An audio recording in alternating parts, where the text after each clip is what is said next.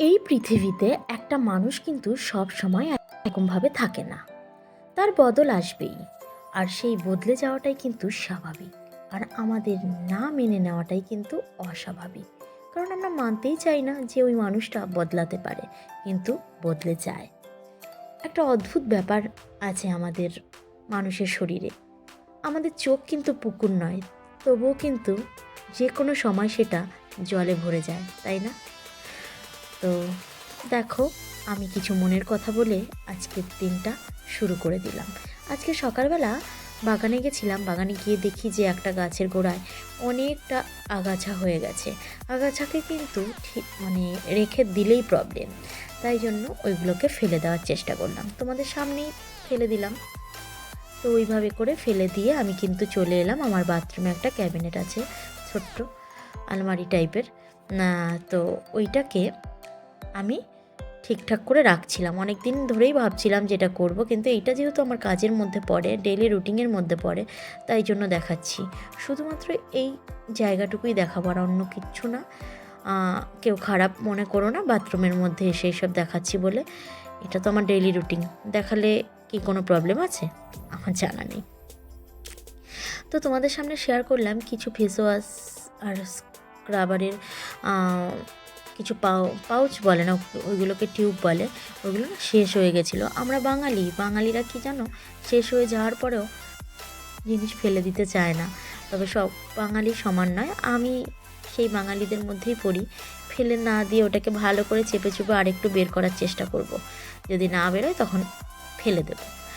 যেমন একটা ব্রাশ কিন্তু আমরা যখন ইউজ করা শেষ হয়ে যায় তখন কিন্তু ফেলে দিই না। এই কোথায় আমাদের শাখা আছে, চুড়ি আছে, বোতলের ঢাকনা আছে, এইটা ওটা সব কিছু কিন্তু পরিষ্কার করার জন্য রেখে দিই। তারপরে কি করে আবার অনেকে দেখি চুলের কালার করার জন্য ওইগুলোকে রেখে দেয়। আর তোমাদেরকে কি দেখাচ্ছি জানো, এইগুলো খুব যে প্রয়োজনীয় জিনিস তা নয়, এগুলোকে নিচের তাকটার মধ্যে রাখছি। আর খুব প্রয়োজনীয় জিনিসগুলোকে ওই পাশে রেখেছি ছোট্ট তাকগুলোতে। আর আর যেগুলো প্রত্যেক দিন লাগে ওগুলো বড় যে একটা খোপ মতো আছে ওর মধ্যে রাখলাম। আর একটা জিনিস খেয়াল করেছো কিনা আমি জানি না, এক সাইডেই ছিল একটা রাইস কুকার। ও রাইস কুকারটাকে আমি কিন্তু ইউজ করতে পারি না। আমার বিয়েতে পাওয়া রাইস কুকার তেমনই রয়েছে, শুধু বড় খাপটার মধ্যে রাখতে পারিনি, কারণ এটা ঢুকবে না ওখানে। আর বেকার বেকার ওটা রেখে কি হবে? তাই জন্য ওই প্লাস্টিকে মুড়িয়ে আমার মানে রান্নাঘরের যেই ক্যাবিনেটগুলো আছে ওইখানে রাখার মতো জায়গা কম পড়েছিল, ওই জন্য ওইখানেই রেখে দিয়েছি। আর আমার প্রিয় গাছ একটা তো থাকতেই হবে এখানে, তাই জন্য এই জল খাওয়ার বোতলের মধ্যেই রাখলাম। আমার সব অদ্ভুত অদ্ভুত ব্যাপার স্যাপার দেখবে আর পাগলও ভাবতে পারো আমায়, তাই না? এটা যেমন জলের বোতলের মধ্যে রেখেছি, আর একটা জিনিস খেয়াল করেছো তোমরা আমি জানি না, একটা কফি মাগ পুরো নতুন মেলা থেকে কিনে নিয়ে এসেছিলাম। হয়তো আমাকে ঠকিয়ে দিয়েছে, কিংবা আমি দেখে কিনতে পারিনি। না, লোকে ঠকিয়েছে বলবো না, আমি কিনতে পারিনি দেখে। বাড়িতে আনার সাথে সাথে পট করে ওই ঢাকনা হাতলটা গেল ভেঙে। এবার নতুন জিনিস জয়া ফেলে দিবি? না রে জয়া, ফেলিস না, কিছু একটা কাজে লাগাতে পারিস তো। ওই জন্য ওইটার মধ্যে ব্রাশগুলোকে রেখে দিচ্ছি। কি খারাপ কিছু করেছে কি? তোমরা কারা কারা আমার মতো এই ফাঁকিবাজি জিনিসগুলো করো বলো দেখি। তারপরে বাথরুমের কাজটা করে জামাটাকে চেঞ্জ করে আমি চলে এলাম আমার ঘরে। আর প্রতিদিনের মতো বিছানা চাদরটাকে আজকেও তুলে দিলাম। তুলে পরিষ্কার করে তারপরে এটাকে পেতে নিচ্ছি। বিছানার চাদর পাতা কিন্তু একটা হ্যাপার কাজ, তাও প্রত্যেক দিন আমি তুলে ঝেড়ে তারপরে পাতি। আর একটা কাজও কিন্তু করেছি, তোমরা দেখেছো, তোমাদের সাথে বলিনি। সেই কাজটা হচ্ছে আমি কিন্তু বাথরুমের দরজাটাকেও মুছে নিলাম। প্রত্যেক দিনই ভাবি যে মুছবো, কিন্তু আর হয়ে ওঠে না। এবার একটু ঝুলও দেখলাম হয়েছে, ঝুলটা আর ঝাড়তে পারলাম না সকালবেলা। এইসব কাজ স্নানের সময় হলে খুব ভালো হয়। স্নানের সময় তাড়াহুড়ো করে স্নান করে আসি তো আর হয়ে ওঠে না। ঘরের কাজ কমপ্লিট করে আমি চলে এলাম রান্নাঘরে এতক্ষণ কিন্তু রান্না হচ্ছিল, ওইগুলো আর তোমাদের সাথে শেয়ার করতে পারিনি। কিন্তু দেখো তারপরে কিন্তু কি রান্না করছি এটা তো সবাই বুঝতে পারছো। এই সয়াবিনগুলো কিন্তু বেশ ভালো। কেউ কেউ আমাদের বাড়িতে বলে ওর শক্ত শক্ত লাগে, কিন্তু আমার ছেলে আবার বলে না শক্ত শক্ত ভালো, চিকেন মনে হয়।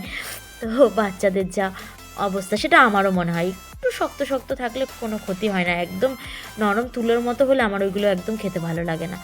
সয়াবিনটা কিন্তু শুধুমাত্র আমার ছেলের জন্যই হচ্ছে। না, ছেলে একা একা একবেলা খেয়ে উঠে যাবে না, ও দুবেলা খেয়েও আরও পড়ে থাকবে। তারপরে আমি চলে এলাম, যেই কাজটা বিকেলবেলা করি এখন থেকে ভাবছি না দুপুরবেলাই করে নেব। বিকেলবেলা না ঘরে গিয়ে খাওয়া দাওয়ার পর একটুখানি শুয়ে পড়লে আর উঠে ছাদে এসে এইগুলো করতে ইচ্ছা করে না, তাই জন্য ভাবছিলাম যে দুপুরবেলা এই কাজগুলো মাথায় গামছা পরে একদম করে নেব। আর আমাকে কিন্তু আমার এক বন্ধু বলেছে যে জয়াদি, তুমি কিন্তু ঠাকুরের বাসন মাজার সময় জুতো পরে মাজবে না। এ কথাটা একদমই ঠিক, জুতো পরে মাজা একদম ঠিক নয়। তো আমি মেজে ফেলেছিলাম, আমি ভগবানের কাছেও সরি চেয়েছি।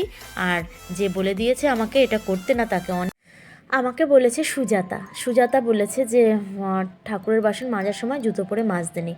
একদম ঠিক বলেছো সুজাতা, আমি তোমার কথাটা শুনলাম আর মেনেও নেব এবার থেকে। আর দেখো তারপরে কিন্তু ঠাকুরের যে ঘটিটা আছে ওইটা দিয়ে আমি গাছে জল দিয়ে যাচ্ছি। আর হলুদ জবা আমার বাগানে হচ্ছে 3টে, তার মধ্যে আমার এই যে ছোট করে যে হলুদ জবাটা, ওর কালারটা আমার খুব বেশি ভালো লাগে।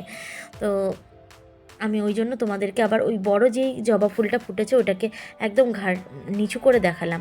ওই গাছটায় বেশি ফুল ফোটে না, কিন্তু এটা মনে হয় হাজারি, কারণ এই সাইজটা ছোট।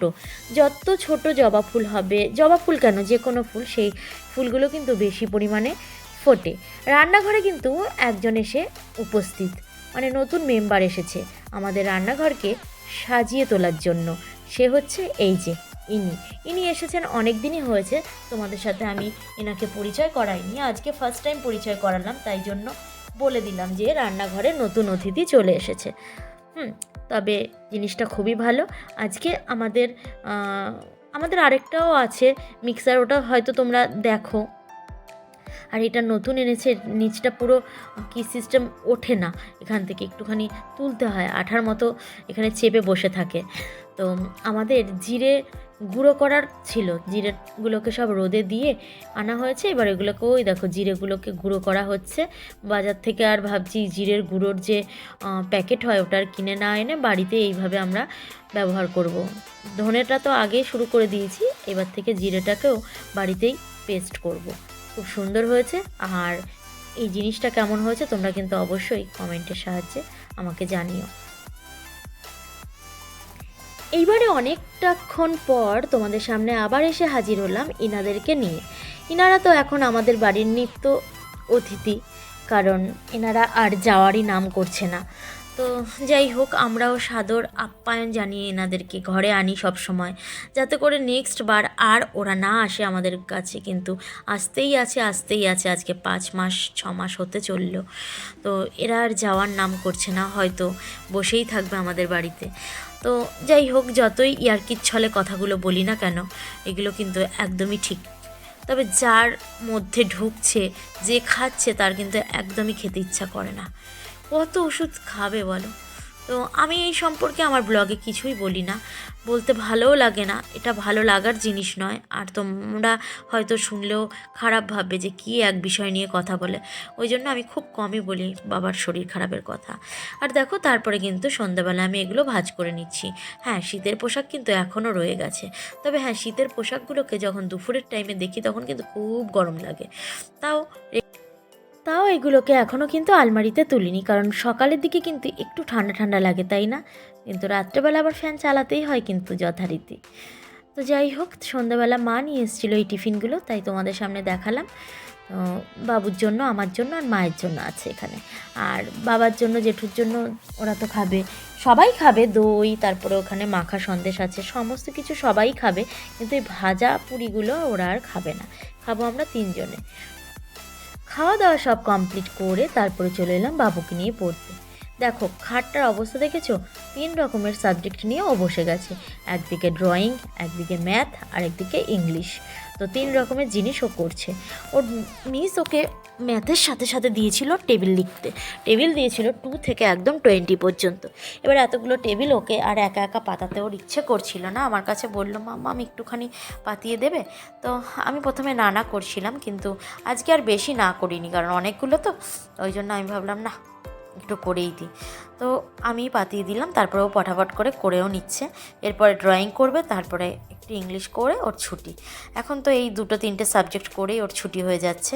তো যাই হোক, আজকের মতো কিন্তু আমার ভিডিওটা এই পর্যন্তই। এই পর্যায়ে এসে কে কে আছো আমার সাথে আমি জানি না, আর যদি তুমি থেকে থাকো আর তাই জন্য তোমাকে আমি বলছি, লাইক দিয়েছো কি জানি না, যদি না দিয়ে থাকো তাহলে যাওয়ার সময় অবশ্যই দিয়ে যেও, কেমন? আর যদি নতুন কোনো বন্ধু আমার পাশে এসে থাকো আজকে, তাহলে তাকে অনেক অনেক ধন্যবাদ। আর যদি আমার ভিডিওটা তোমার নতুন বন্ধুকে বলছি ভালো লেগে থাকে, তাহলে অবশ্যই চ্যানেলটাকে সাবস্ক্রাইব করে পাশে থেকে যেও। আর পাশে থাকা বেল আইকনটাকে টুং করে একটু বাজিয়ে দিও।